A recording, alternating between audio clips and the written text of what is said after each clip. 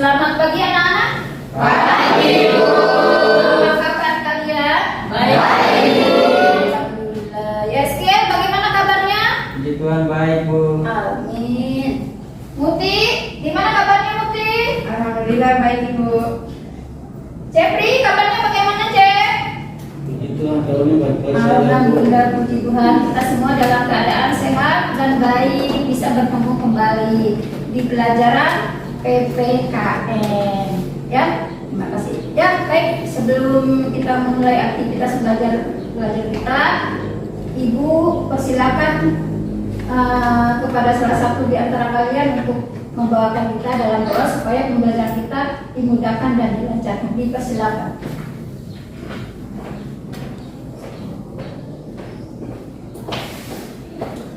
Baik teman-teman serta ibu guru, sebelum kita memulai aktivitas belajar kita, mari kita berdoa menurut agama dan kepercayaan kita masing-masing. Berdoa mulai.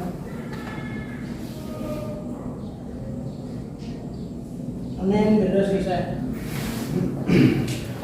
Baik, terima kasih Christian sudah memimpin kita dalam doa. Selanjutnya untuk penanaman rasa nasionalisme kalian akan Ibu persilakan salah seorang memimpin kita dalam membawakan sebuah lagu nasional, wajib nasional. Ibu persilakan.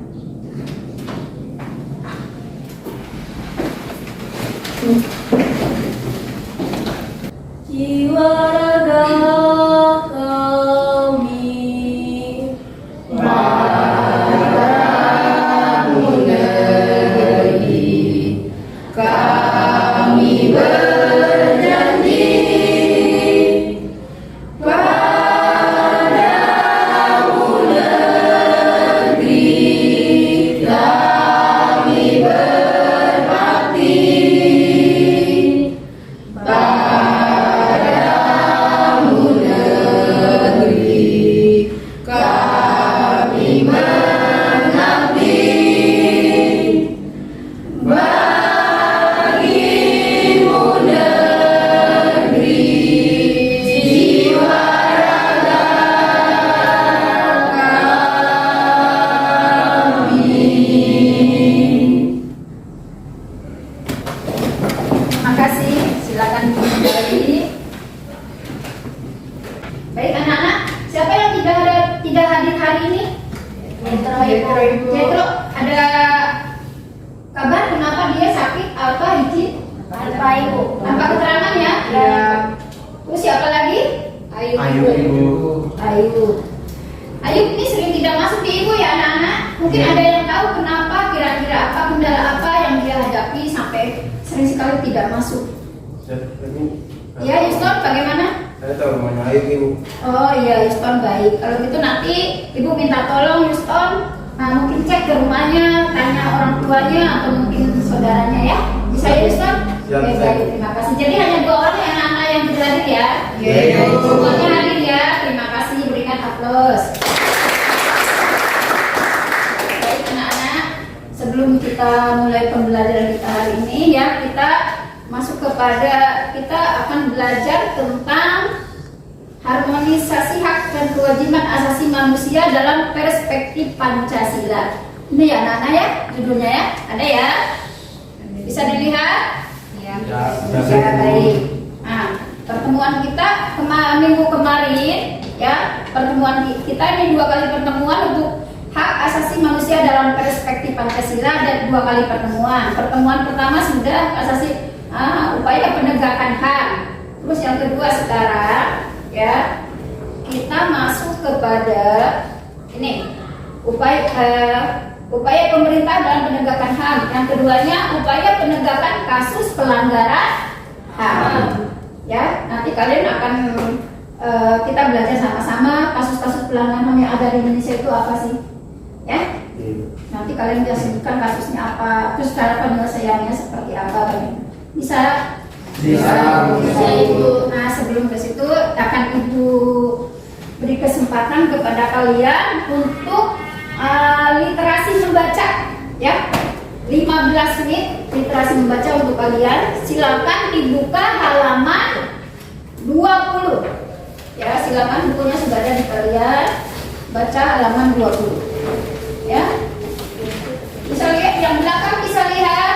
Ya, Bisa lihat ya? Buka halaman 20. Silakan dibaca. Literasi membaca, biar kalian juga terbiasa dengan membaca. Karena dengan kita banyak membaca akan akan membuat kalian lebih banyak pengetahuan, wawasan, ya. Sangat penting membaca itu buat kalian. Ya, silakan. Bisa dibaca, dipahami, dimengerti. Kalau tidak paham, tidak mengerti, bisa ditanyakan ke ibu.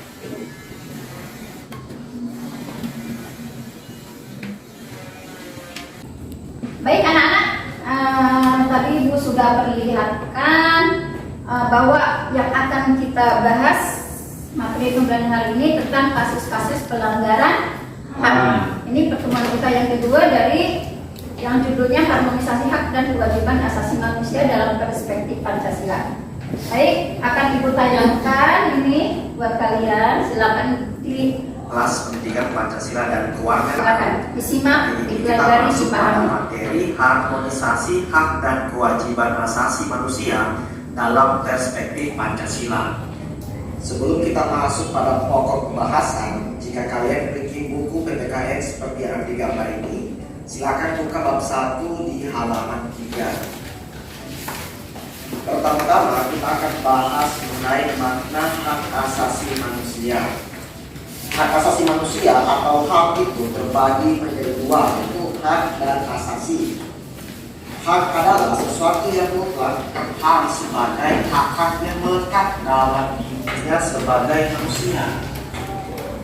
Yang kedua, selain semua pasti ingin merdeka atau ingin bebas tanpa adanya suatu penjajahan. Negara-negara yang pernah dijajah pun selalu berusaha membebaskan diri dari belenggu penjajahan tersebut. Tiada seorang manusia pun yang ingin hidup sengsara, termasuk kalian yang ia akan selalu berusaha mencapai kesejahteraan bagi dirinya, lahir maupun batin. Hak asasi manusia memiliki ciri-ciri khusus sebagai berikut. Yang pertama, hakiki. Yang kedua, universal. Yang ketiga, tidak dapat dicabut. Dan yang keempat, tidak dapat dibagi. Nah, setiap ciri-ciri khusus yang ada dalam hak asasi manusia memiliki pengertian masing-masing. Yang pertama, hakiki. Artinya, hak asasi manusia adalah hak asasi semua umat manusia yang sudah ada sejak lahir. Yang kedua, universal. Artinya, hak asasi manusia berlaku untuk semua orang tanpa memandang status. Baik, sudah disimak ya anak-anak? Sudah. Ya, jadi hak asasi manusia adalah hak yang hakiki. Ibu ingatkan kembali, mereview kembali ingatan kalian di pertemuan pertama, pengertian dan makna tentang hak asasi manusia. Bahwa hak asasi manusia itu bersifat universal, ya? Ya, baik. Akan Ibu kita masuk ke materi inti, ya. Kasus-kasus pelanggaran hak asasi manusia. Kalau kita berbicara kasus, nah ini dia. Ya, ada videonya. Pada tentang kesempatan kali ini kami akan membahas materi PKN Ya. kelas 11 kasus pelanggaran hak asasi manusia. Ini materi kita ya, ya. Silakan. Silakan dilihat. Ini pelajaran kita hari ini.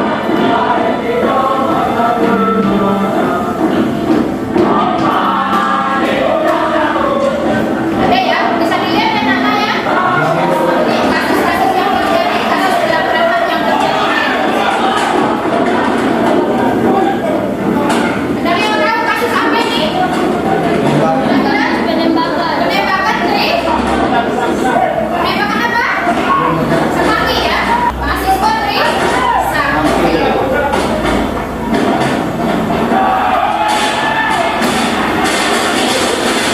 Kasus apa tadi yang Nana aku bilang?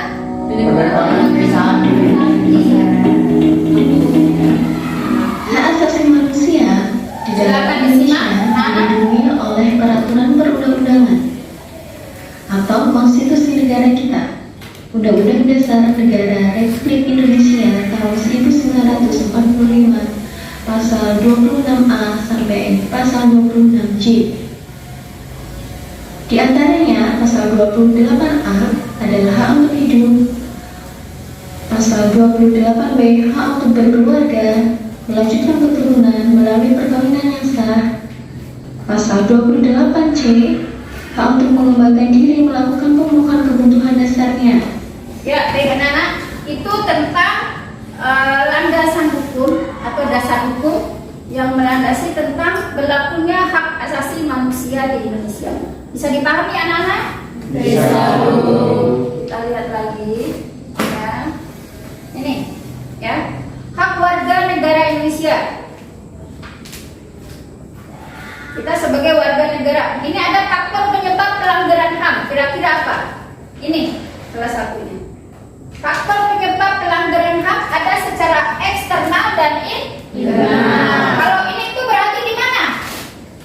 Di dalam apa di luar? Kalau di dalam. Tapi kalau eksternal berarti di luar. Jadi faktor terjadinya kasus pelanggaran itu ada yang dari dalam maupun dari luar. Bisa dipahami ya anak-anak? Bisa, Bu. Terima kasih. Bagian anak, ini ya faktor eksternalnya. Tadi faktor internalnya sikap egois. Tahu sikap egois itu seperti apa? Mementingkan diri sendiri. Oke. Nah, kita lanjut ke materi ya anak-anak. Oke. Ini materinya. Ya. Ini gambar apa kira-kira? Ada bacaan? Apa itu Komnas? Apa itu Komnas HAM? Komisi Nasional Hak Asasi Manusia Republik Indonesia ini, ya, yang nanti kita kan membahas tentang materi kasus pelanggaran HAM. Disinilah kasus pelanggaran HAM akan diselesaikan. Bisa dipahami? Sekarang sebelum Ibu lanjut, ya. Tadi kalian makna HAM sudah tahu kenapa HAM itu bisa terjadi, faktor dari dalam dan luar, ya. Tadi sudah ditayangkan juga videonya. Nah sekarang Ibu mau bertanya ke kalian, bisa ya? Yang bisa jawab silakan angkat tangan. Bisa dipahami? Bisa. Yang bisa jawab silakan angkat tangan, ya. Ibu mau tanya, kira-kira kasus pelanggaran HAM yang terjadi di Indonesia itu kasus apa sih? Yang bisa jawab silakan jawab. Penembakan Marsina. Iya, apalagi? Ada yang bisa lagi selain Marsina? Tragedi Semanggi. Tragedi Semanggi. Apalagi? Kasus Marsina ya tadi sudah oleh Lisa. Tragedi Semanggi atau penembakan mahasiswa Trisakti. Semanggi apalagi? Kasus apa lagi? Kasus Tanjung Priuk. Iya betul Lisa. Apalagi? Ayo. Poso, iya kasus Poso apalagi? Ayo. Kasus apa lagi? Kasus Munir. Nah itu anak-anak, salah satunya ada 5 kasus besar yang terjadi di Indonesia. Tadi tragedi penembakan mahasiswa Trisakti, kasus Marsina yang tadi kalian sebutkan, kasus Munir, kasus Tanjung Priuk, tadi Putri bilang kasus Poso itu, ya. Bisa dipahami? Bisa. Kalian harus ingat itu. Nanti kalau ada yang tanya, nah kasus pelanggaran HAM yang terjadi di Indonesia itu apa saja sih? Kita sudah tahu, ya. Baik. Ibu lihatkan satu lagi bahwa kasus pelanggaran HAM itu dibagi menjadi 2. Ada kasus pelanggaran HAM ringan, ada kasus pelanggaran HAM berat. Nah, kira-kira kasus pelanggaran HAM yang ringan itu contohnya apa? Contohnya seperti Ya, begal sama penculikan. Terjadi di mana itu? Di Manokwari beberapa hari. Iya, betul sekali. Dengan situasi kondisi Manokwari belakangan ini terjadi penjamretan, terjadi pencopetan, ya begal, itu juga termasuk pelanggaran HAM ringan. Tetapi kalau kasus pelanggaran HAM ringan itu disertai dengan mungkin melukai sehingga seseorang itu korban yang menjadi luka seumur hidup, itu sudah bisa masuk kepada kasus pelanggaran HAM berat. Bisa dipahami? Nah, tadi contoh kasus HAM ringan. Sekarang contoh kasus HAM berat itu seperti apa? Pembunuhan, penganiayaan hingga cacat, Iya, genosida. ya, genoksida, ya, betul sekali. sekali. Oke, terima kasih atas jawabannya, Bri Akhlak. Baik anak-anak, nah, tadi sudah kita tanya jawab, ya. Nah, sekarang kalian, Ibu kembalikan kepada kalian siapa yang mau bertanya, yang belum paham atau belum begitu mengerti tentang pembelajaran kita hari ini tentang kasus-kasus pelanggaran HAM. Yang mau bertanya, Ibu silakan. Saya mau bertanya. Ya, silakan Muti. Kalau ada kasus pelanggaran HAM itu apa sih yang dilakukan? Baik, tadi pertanyaan Muti, apabila terjadi kasus pelanggaran HAM, kira-kira cara penyelesaiannya mungkin yang Muti? Ya, cara penyelesaiannya seperti apa? Baik, ada yang tahu mungkin sebelum Ibu menjawabnya? Ada yang tahu? Diselesaikan di mana kasus pelanggaran HAM? Di pengadilan. Di pengadilan? Pengadilan apa? Negara. Pengadilan HAM, bukan pengadilan negara ya anak-anak ya. Jadi kasus pelanggaran HAM ada Komnas HAM, ada Komisi Nasional HAM, dan ada di situ untuk menyelesaikan kasus tersebut di Pengadilan Hak Asasi Manusia. Jadi beda, bukan di pengadilan negeri, ya. Jadi di Pengadilan HAM atau Pengadilan Hak Asasi Manusia khusus untuk menyelesaikan kasus-kasus pelanggaran HAM. Bisa dipahami anak-anak? Bisa. Nah, oke, baik. Ya, tadi tanya jawab sudah, Ibu sudah sampaikan materi, Ibu juga sudah tayangkan video, ya.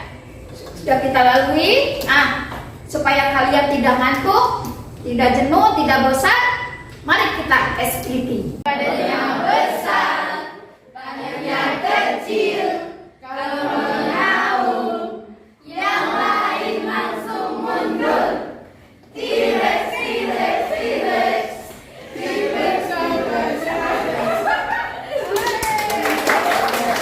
Tadi kita sudah expliking. Sekarang sudah tidak ngantuk lagi ya? Tidak. Sekarang kita boleh lebih serius lagi. Nah, ini ada penugasan buat kalian. Silakan dikerjakan sekarang juga. Ibu kasih waktu, langsung dikumpul. Yang sudah selesai langsung kumpul, bahwa Ibu langsung kasih penilaian buat kalian. Nilai yang istimewa. Silakan dikerjakan. Ini tugasnya ya. Silakan dikerjakan. Siap, baik. Anak-anak yang sudah selesai silakan bawa ke depan biar Ibu kasih nilai.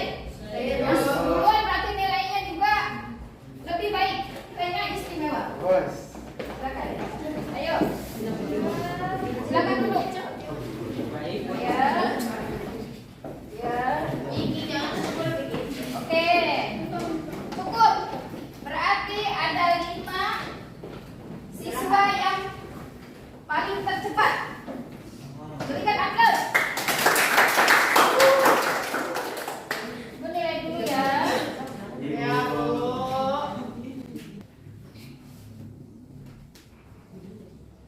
Adik.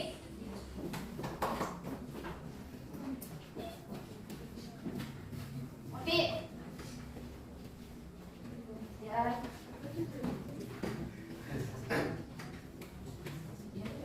Putri. Ini dia yang tercepat, ya.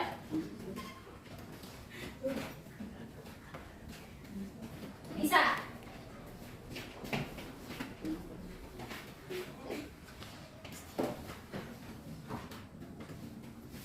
Susan.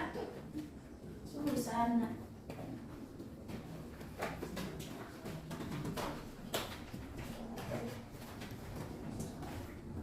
Latihan. Oke, baik anak-anak. Tadi kita sudah melakukan penilaian. Siapa yang tercepat, 5 orang tercepat sudah Ibu berikan nilai istimewa. Selanjutnya pembelajaran kita, sebelum kita akhiri pembelajaran kita hari ini, Ibu akan memberikan kesimpulan dari materi yang sudah kita pelajari ya. Ada baiknya mungkin kesimpulan itu Ibu kembalikan dulu kepada kalian. Kira-kira kesimpulan mata pelajaran atau materi hari ini itu apa? Silakan yang bisa memberikan kesimpulan. Siapa? Ya silakan Abu Biawati. Upaya pencegahan yang dapat dilakukan untuk mengatasi berbagai kasus pelanggaran HAM adalah dilanjut supremasi hukum dan demokrasi harus ditegakkan, meningkatkan kualitas pelayanan publik, meningkatkan pengawasan dari masyarakat dan lembaga-lembaga politik, meningkatkan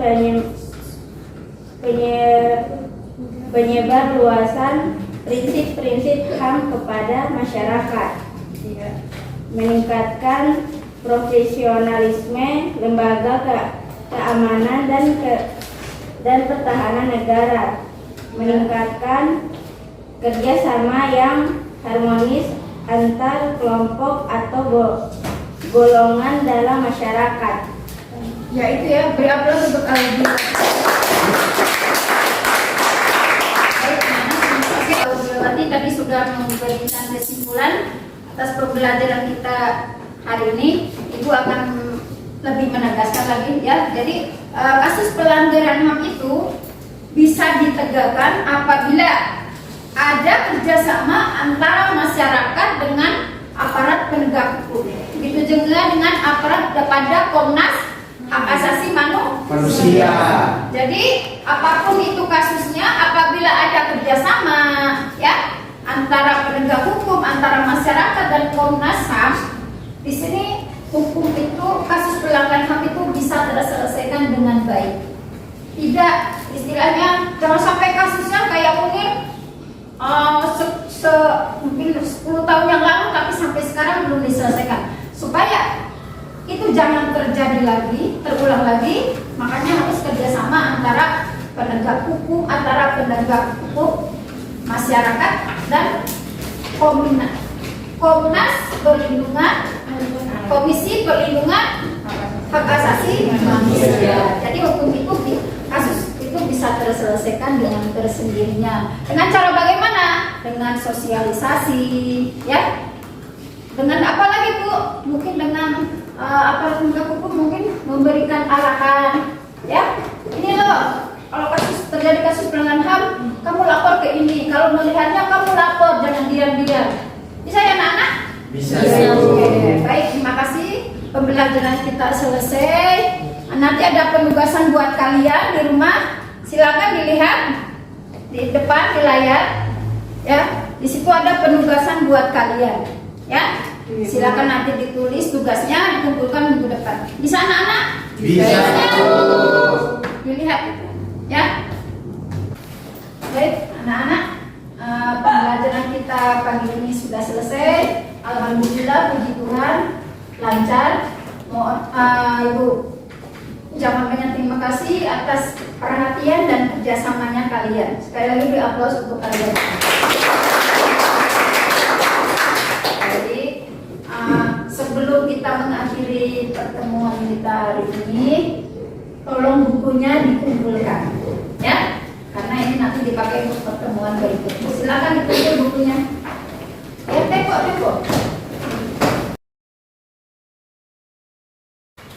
Oke, baik anak-anak. Bukunya sudah kalian kumpulkan dalam keadaan utuh, bersih, ya. Jumlahnya juga sesuai dengan tadi saat memberikannya. Sebelum tadi kita awali dengan doa, maka selanjutnya akhiri juga dengan doa sebagai rasa syukur kita kepada Tuhan, kepada Allah Subhanahu wa Ta'ala.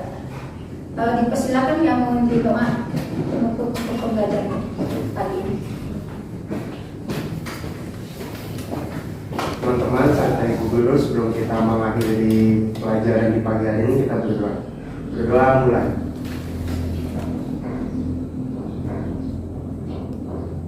Amin. Berdoa terus selesai. Ya baik, terima kasih Adik sudah membawa doa untuk kita untuk mengakhiri pembelajaran kita kali ini. Jangan lupa Ibu ingatkan, ada tugas yang harus kalian kerjakan. Jangan lupa dikumpul minggu depan, Senin depan ya. Bisa ya anak-anak? Bisa. Terima kasih atas perhatian dan kerjasamanya. Sayonara, say goodbye.